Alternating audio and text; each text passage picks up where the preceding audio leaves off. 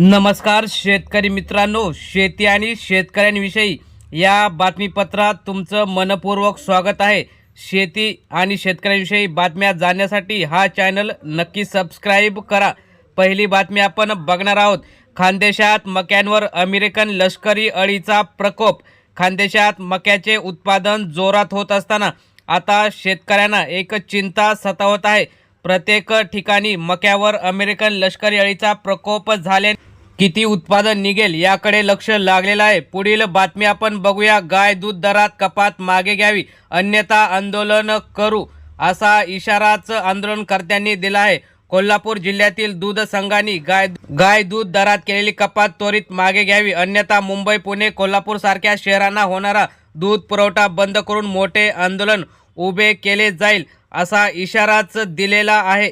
त्यानंतर पुढील महत्त्वाची बातमी। नाशिक जिल्ह्यात पावसाचा दणका। मुसळधार पावसाने अनेक पिकांचं नुकसान झाल्याने शेतकरी चिंतेत। बघूया नेमकं काय झालेलं आहे।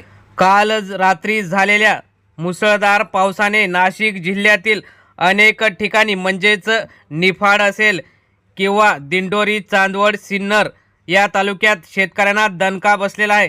त्यानंतर पुढील बातमी आपण बघणार आहोत। काल मंत्रिमंडळ हे निर्माण होणार होतं। महायुतीचा शपथविधी झाला।